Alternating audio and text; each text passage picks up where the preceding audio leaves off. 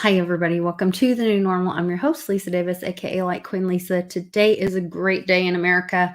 The justice system is working again. We'll tell you all about it right after this with Johnny.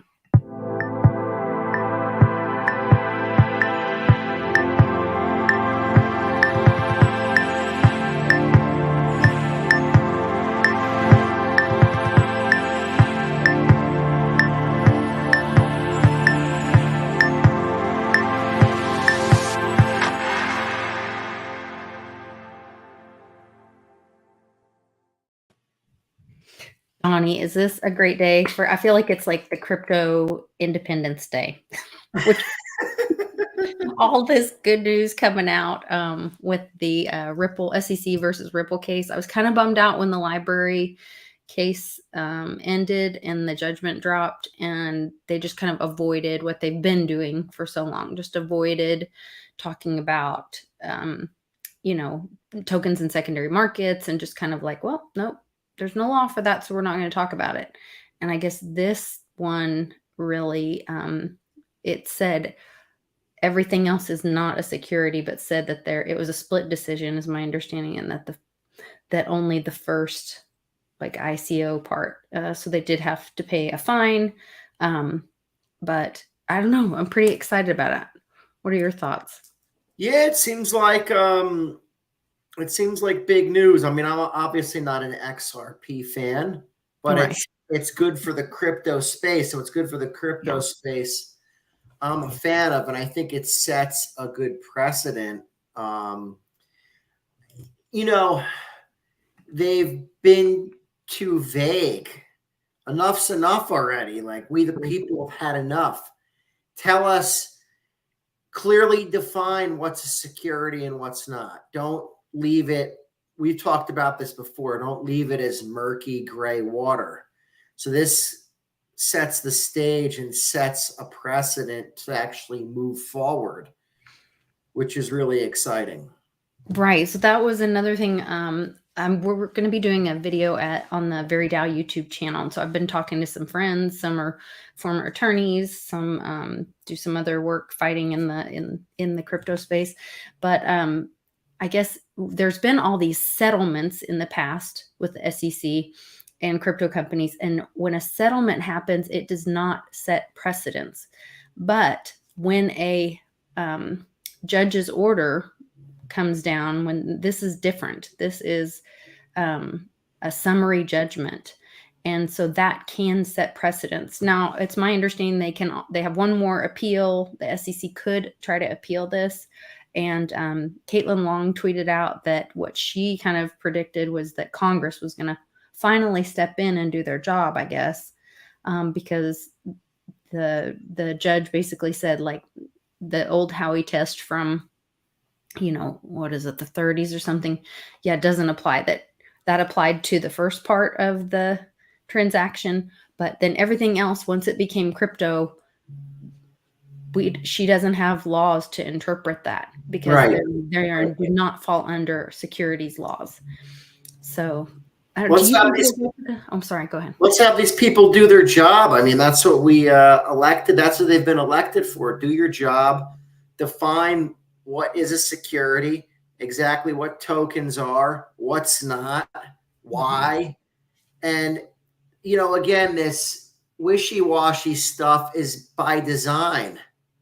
So people get scared away from crypto. The wishy-washy stuff allows for things like Operation Choke Point to occur. So it's you're right. Settlements, because settlements aren't decisions. Settlements basically just means, hey, we've came to an agreement amongst ourselves. So it's not, there's nothing clearly defined there. It's just both parties settled. So that's a lot different than a judge's decision. Yeah, it's really interesting. I wonder if this, what are your thoughts on, would this be now engaging the CFTC? Or would that be Congress that takes to put that power in place? That's tough to say. I mean, the CFTC should step up and say, I feel like they're like they back down so much to the SEC. It's like, we don't want to step on any toes. No, step on toes. That's what you're there for. Mhm. Tell us what's clearly a commodity. Why don't, if the SEC won't say what's a security, then you step up and say, okay, these are clearly the commodities. Okay, perfect. Then we go from there. So this should get them light a fire under their ass, I would hope. Yeah, I'm just so excited about it. We were doing the show on World Blockchain Roundtable on Dragon Chain YouTube, if you guys want to go check that out this morning. And we're like talking about the Hinman emails, which talking about,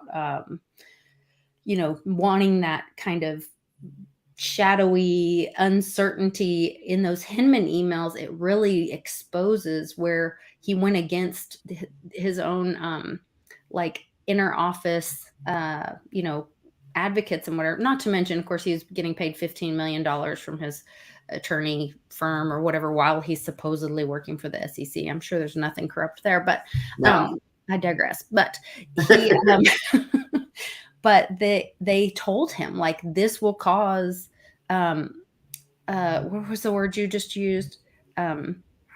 Uncertainty in the markets, and it's like that was the plan, was to leave that uncertainty. And so there's all this, oh, just come on in and share your information with us, and then we'll swat you later once we figure out the rules. After we know we're not going to tell you you're doing something wrong until after you've done it, Right. Yeah. If you tell a company, a DAO, and anything, hey, come in and sit down with us, and they oblige, and there's no law saying they have to, and they do, you better have a decision ready for those people in a fast manner. Don't beat around the bush and not come up with a decision forever. That's wrong to tell the people to come in and sit down. Well, and shouldn't that in some way absolve them then? Hey, look, I brought it in and showed you what we were doing, and you didn't say anything about it then. Why do you get to come years later and swat us for it? Because it's not like they were being, in a lot of these cases, I'm thinking of Dragon Chain, Veritasium, Library, oh gosh, I mean, the Ripple thing, there's parts of it that where there are these projects that went in, and the one that's losing, the crazy thing to me is the connection. I started following this thread with this guy. I really need to go back and find his name, but if you look on my Twitter, you can see I retweeted him a bunch. But he did a bunch of research, and when the Prometheum thing happened, that exposed, and they willingly admit that they are CCP funded. Well, then that tied some Wang guy to being one of Vitalik's biggest funders or something like this when he was getting started. And there is a statement in the Hinman emails where Hinman says something about, yeah, don't worry about it. No, this is not going to be a security. I'll call Vitalik and make sure it's handled a certain way or something like that. And I'm like, oh my gosh, everybody should go read that. I also retweeted that there's a big statement that they kind of pull out pieces of the Hinman email, and that's one of the statements on there.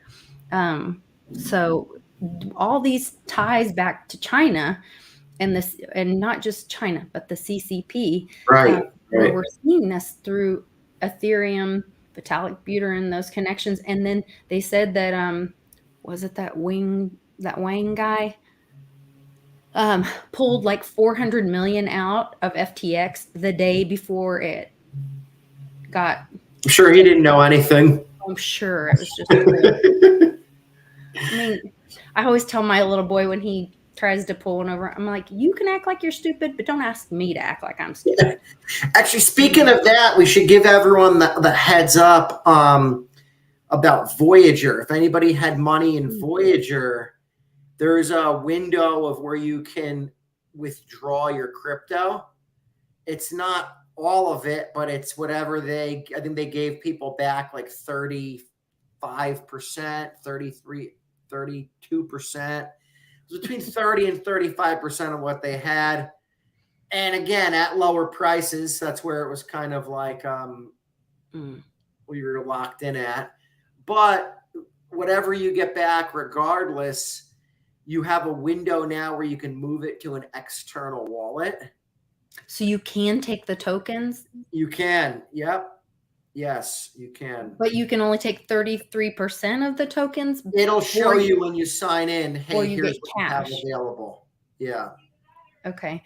Because that was another point that we're going to be talking about on the Very DAO video, is that, you know, if the SEC, because they finally started releasing those very fair funds for people that had Veritasium or had bought Veritasium, but they did not ask them to turn in the tokens.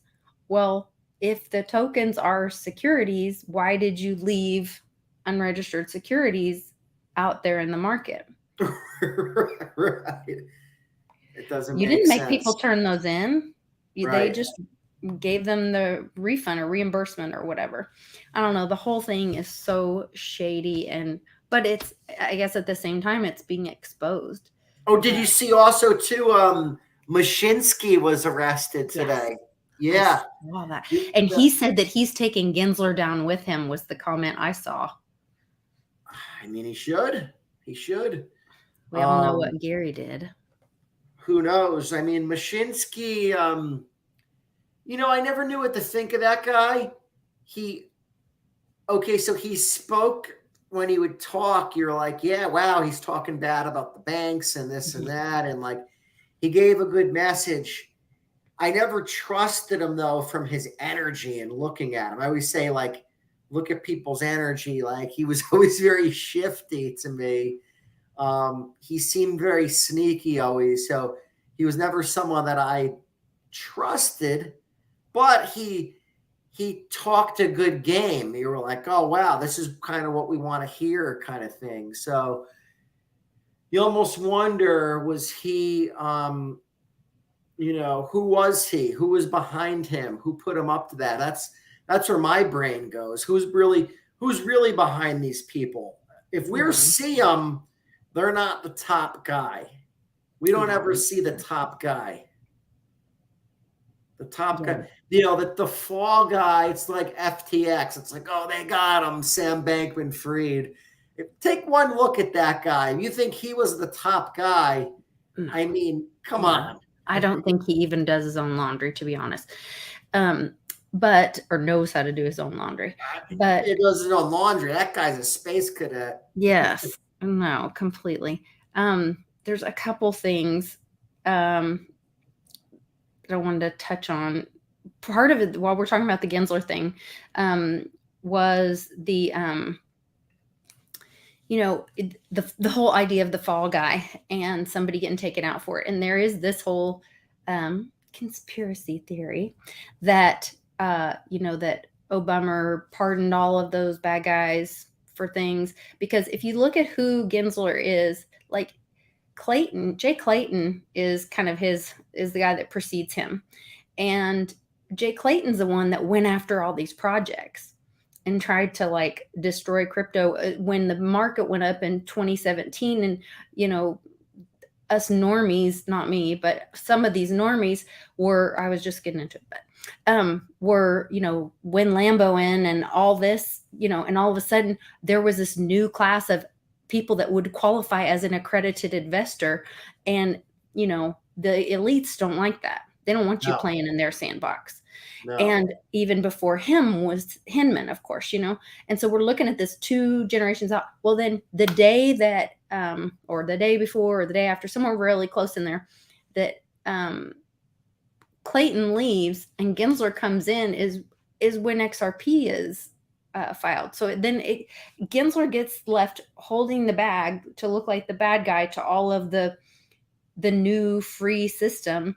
But you know what Gensler actually did do was he was the treasurer or treasury, I don't know what the position was exactly, for the Clinton Foundation, paying for the Steele dossier. He's the guy who wrote the checks, supposedly. allegedly. I heard that. Yeah. And so very interesting that, well, you're going to be left holding the bag for this, and you're going to, while we destroy the old system, you're going to be the bad guy standing in the spotlight for it. It's kind of what I think. Yeah. Maybe. It's he's their fall guy. He's the deep state's sacrificial lamb. He's the one they want up there. What did he do? We always wonder, what did these people do to get that position and to become the fall guy? What do they have on these people? That's really what I think everyone is controlled. I think they have videos on everybody. If they're in a position of power, yeah, I think so. And they're in a position of power. I mean, people say, "Oh, that's crazy." Look throughout history, man. They did this to go back to the times of J. Edgar Hoover. Why do you think he never went after like the mafia? They had all blackmail videos of J. Edgar Hoover. So he said, "Yeah, there's no mafia. There's no mafia." Yeah, he was a real pervert. He was a real pervert. Yeah, he used the FBI so there's a history there, to actually create one of the largest collections of porn, by getting the FBI to look into all this pornography. Well, then he collected it all. Yeah, and there's some weird things with him and his boyfriend and them being. I watched a documentary recently, and they brought up him. It's on Rumble. It goes from JFK to 9/11. Everything is a rich man's trick. It's long. I think I sent it to you, but they talk about Hoover in it and how like he would go to like the horse track and like he had inside information from like mobsters on what fixed horses and stuff, and he would have somebody. He would make it seem like he was like a patsy, like losing money. But then he would have somebody putting in his real bets and winning big. And that's kind of how else they kept him happy. He won millions through doing this at horse tracks. Well, we're seeing that over and over with, these politicians that, supposedly they make, I don't know if I think it's less than $200,000 a year or something. And meanwhile, they have multiple homes and mansions and private jets and whatever. Like that the math doesn't add up there. So yeah, if we had transparency, especially if you're in office, maybe you should have to, transact in Bitcoin or something completely transparent, while for the term that you're in office, I mean, that's always been my hope, was that the government themselves will have to settle into the Bitcoin blockchain so we, the people, can actually audit them and see. We can't see anything they do. They could misappropriate whatever funds, trillions can go missing, and we can't talk, we can't see it, we don't know about it. So if they settled into something that's transparent, we could actually hold them accountable. What is this that so Benny had talked, or not Benny, I'm sorry. Ruben had talked about this earlier today on Twitter, and he said, Lisa, hey, check this out. And he said, Bank of America, which it was a Wales post, and sometimes they just say things and don't have a link or anything, which I'm not always the link person, but we need some kind of facts to back it up. And I'll tell you from my personal experience, I don't think this could even happen. And if it is, it's to wake people up, because in 2017, when we tried to make our very first crypto purchase, it was from a Bank of America account, and they stopped it before it ever even started. So to say that Bank of America is now seizing or freezing people's accounts that interact with Coinbase or that are crypto related, I don't know how it would ever even have got to that point, because they stop it before it even happens. So I don't know if you've heard anything of this. I definitely believe it. I definitely think it's true. They don't catch everything beforehand. Oh, really? It just depends if they're monitoring it or not. So I had a situation with a bank where I went to refi for a mortgage, and then they said, "Oh, we're going to shut down your account because we see you're doing crypto transactions." I was like, "I'm buying crypto with my own money." Like, oh no, you can't be doing that at the bank. Like, so it's these banks do whatever they want. I had an issue with the bank. They're all right. They're probably the biggest bank out there. I'll give everyone that hint. Maybe they were Epstein's bank. Hint, hint, hint. Yeah, maybe I they had were. an incident with them this week where this actually is kind of what got me into crypto. The incident where one of my customers had they blocked a transaction from coming in. So when that happens, the merchant company will stop trying to hit the account because they were blocked from accessing it. So then they need a certain document to lift this hold. So this particular bank would not give their own customer the document that we needed. And they said that document doesn't exist. No bank can write you that document. I sent the guy 18 samples of the document. I said, here it is from all these other banks. And the guy is beside himself. I explained to him, it's not your money when it's in that's you're playing in their house. You know what I mean? And it's if they're nice, they'll let you get it back. And then they finally gave him the letter after the guy did whatever, 3 days of arguing. Then they pissed the guy off even more because he said, well, you could write me the letter after 3 days of arguing. I got it. How come you couldn't do this day one? It was a one or two sentences letter that they had to write. Because they don't work for you. It's just they don't work for you. They play games. So, yeah, it doesn't surprise me that Bank of America is doing this. It's all part of Choke Point. They do whatever they want. Remember, the banking system does not operate under the rules and laws of the United States government. They're Federal Reserve member banks. The Federal Reserve is about as federal as Federal Express. So that's by design. They have their own set of rules and laws. Again, the rules and laws that are outside of the rules and laws of the United States. They do whatever they want. They could take your money whenever they want, freeze your money whenever they want. Again, I'm saying your money. It's not your money when it's in their bank. You're actually signing over that they're going to invest it out and do whatever they do with it. So somebody said, Phil C said, want to launder money, get a banking license. That's where all the money is laundered. It's not laundered through layer one blockchains where everything's transparent. The money is laundered through the banking system, mainly because of the automatic reporting requirements and infrastructure that's set up for the banks. You want to launder money, you need that money so it's stamped back into the system as legit. If you run transactions through the banks and they're reporting on it automatically, and then it's set in stone that it was done, well, your work's done as the launderer. So the bad guys want you to think, oh, Bitcoin, it's used for money laundering.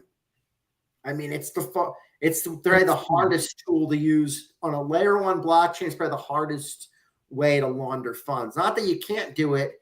It's just that it's the hardest way to do it. It's the most transparent. So we know FedNow is coming out this month, and all of that is kind of pushing towards this narrative. This video came out about 12 hours ago, and I guess was pulled down from somewhere. So I don't know if I should risk it and play it, or if I should just post it on Patreon and let people see it there. But now I can't go back and find it. What tab am I on? View tab. Here it is. I'd like to introduce Eric Hecker. He's a Raytheon contractor based for about a year at the South Pole. He was involved in a neutrino light array. He has an enormous amount of information, but in the interest of time, we'll be brief. Thank you, Mr. Hecker. Come on, Mr. Hecker. Connie's gonna go to a movie. Hello, everybody, ladies, gentlemen, members of the press. I'm very happy that you're giving me this attention and this information attention because it needs to get out to the world. I will start, since we have to be brief. I have already given all pertinent information and supporting documentation to the Senate Intelligence Committee and AARO. They informed me that all of my information will be recorded for public record and shared with Congress. It is that important. In 2010, I was selected to go down to the South Pole Station in Antarctica for an entire year by Raytheon Polar Services as an employee of a third-party contractor for the National Science Foundation. I function in a dual-role capacity as a tradesman and a firefighter. My responsibilities required me to be more informed than most of my crew and offered me complete access to the facilities. What I learned from this unique experience needs to be shared with the entire world. The technology at the South Pole Station certainly can do what it is presented as its primary purposes, and unfortunately, much more. The IceCube neutrino detector is presented as a passive listening device for the purposes of the science as presented. But I'm going to skip right through the chase, folks. I have provided documentation that proves that the 5,160, what they call DOMs, that are embedded in the ice can actually transmit at 2,047 volts each. That gives us a long list of things to consider. It is effectively a multifaceted directed energy weapons platform that I will list rapidly a few things that it can do. Vehicle detection. We're learning that these off-world craft, on-world craft, ours or other nations, are also emitting neutrinos. So this makes the South Pole Station effectively an air traffic control station for this new level of equipment that nobody's discussing. In addition to the ability to detect neutrinos and the exotic vehicles, I have provided documentation that shows that this is also a system for faster than light communications. In the past, Gary McKinnon has hacked NASA, found the off-world fleet, the list of captains, and it's apparent that if we have faster than light vehicles moving throughout this system, we're going to need faster than light communications. This is that facility. Unfortunately, I have other bad news. The season that I was there, 2010 to 2011, we converted from construction to operations and maintenance in both the elevated station and the detector array. Unfortunately, when they first fired it up, that was when we had the earthquakes in Christchurch, New Zealand. There was 2 incidental shots before they were able to target it correctly. This is an earthquake generating device as well. This is the weapons of war that we have to deal with now and what Raytheon's hiding. There's an ELF system at the South Pole Station that when I arrived, I was told it was off, dismantled, and completely defunct. In my work, I will rapidly just tell you, I had to figure out the circuitry for certain other repairs, and I found that this system is in fact completely energized, up and running, and being utilized with the other systems for nefarious purposes as well. The Atmospheric Research Observatory is in what we call the clean air sector. I witnessed myself a very powerful green laser shooting out of the top of this facility into the cosmos. This, I believe, is a secondary form of long-range communications and or a defense system. I am not saying that we need to be scared of anything that's out there, but please understand the military-industrial complex is happy to invest all of your money in alleviating their fears. A question of power comes into play for all of these facilities that are present. I assure you, I knew what was going on. I knew the load demands of the facility, and all of these new items exceed the demand for the systems that I was presented. I am doing due diligence and research. I believe there is either a secondary power supply there that is either nuclear, that was there prior to the start of the Antarctic Treaty, which prohibits such things, and or that there is some sort of exotic power supply system there that just is not in the verbiage of the treaty, so it negates the responsibility to the parties involved.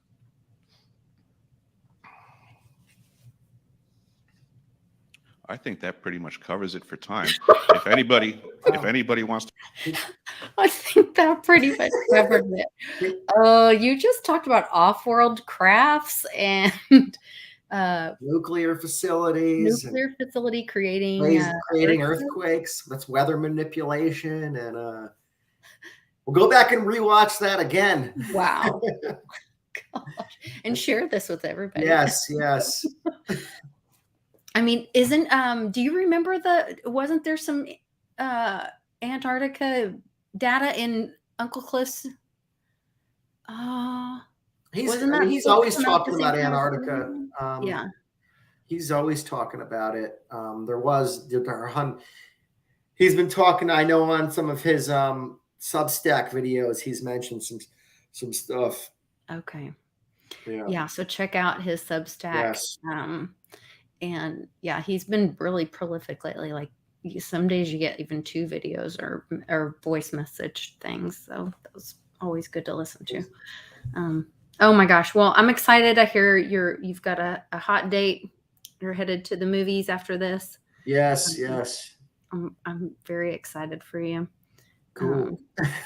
It'll be good. Yeah, it will be good.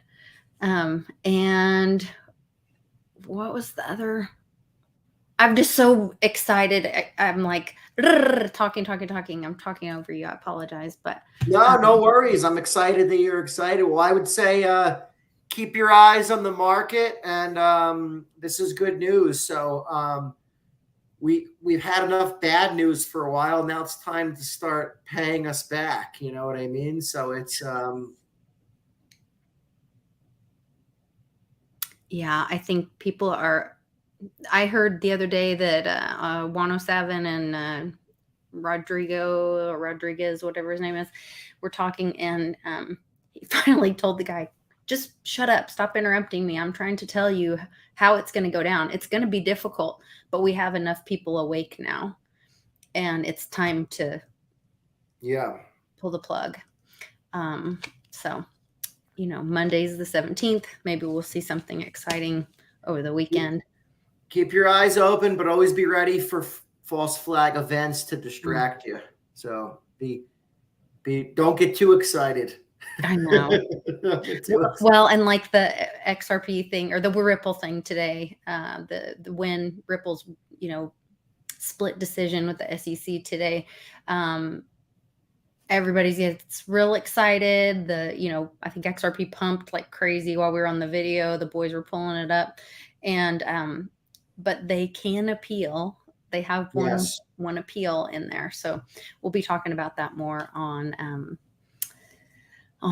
VeriDAO YouTube later. Keep your eye on Litecoin. We got the halving in like 20 days, so keep your eye out for fireworks. Yeah, today would be a good day for fireworks. Right. Well, thanks for the show, Lisa. Yeah, good to see you. Thanks for checking up. Always good to see everybody out there. Always love my Thursdays. Chat with everybody. We love having you. It's great. And we love the fam in the chat. You guys do me a favor and keep Satoshi Sean in your prayers. He's having some health issues, and we want to send him lots of love and let him know we're thinking of him. So I'd appreciate that too. So we'll see you guys tomorrow on Happy Hour. Take care. Later, guys.